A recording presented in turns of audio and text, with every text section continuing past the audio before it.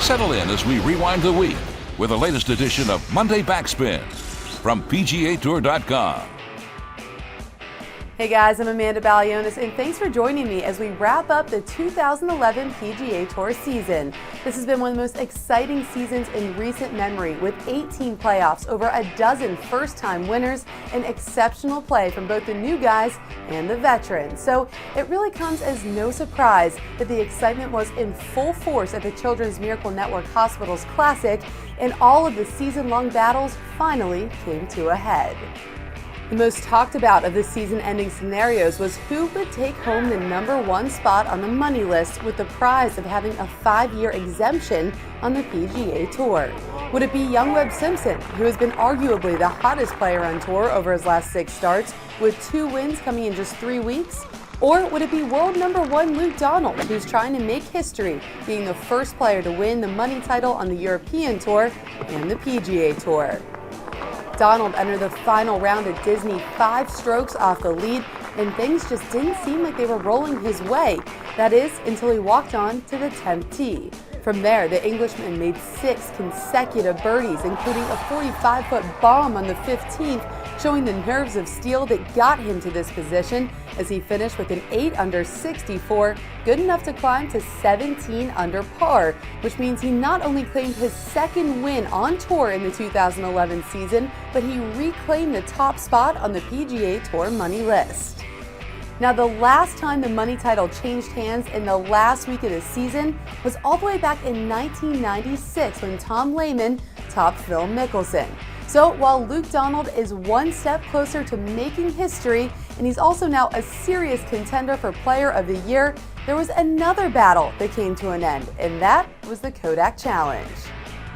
The final hole in this season-long competition was the par 4 17th, considered by many to be the toughest hole on the Magnolia course. Bill Lundy held the lead heading into this week, but he didn't make the cut, giving up any control over the situation and just hoping that Cameron Tringale and Fabian Gomez wouldn't hole out for eagle to force a playoff with the veteran. In the end, Lundy did claim the Kodak Challenge trophy and the $1 million prize that came along with it. And of course, the third and final battle that was finalized on Sunday was who would be able to jockey themselves into position to make the top 125 on the money list, securing their cards for the 2012 season. Let's take a look at the bottom 5 guys that just snuck in. Tom Bernice Jr. secured his spot on Sunday and now holds his tour card and Champions Tour card. Not an easy feat.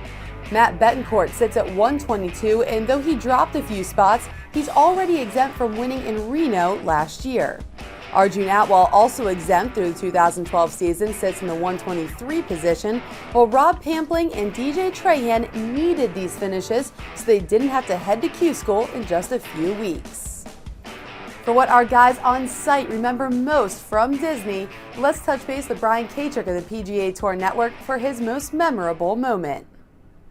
Traditionally, this tournament, the Children's Miracle Network Hospitals Classic, is about guys battling to get into the top 125 on the money list. This year's edition, however, has a bit of a different feel to it. And what I'll remember about the 2011 event here at Disney World is the 2 bullies that rained on the parade. All of a sudden, world #1 Luke Donald comes into this field battling up against Webb Simpson, and we had a different fight.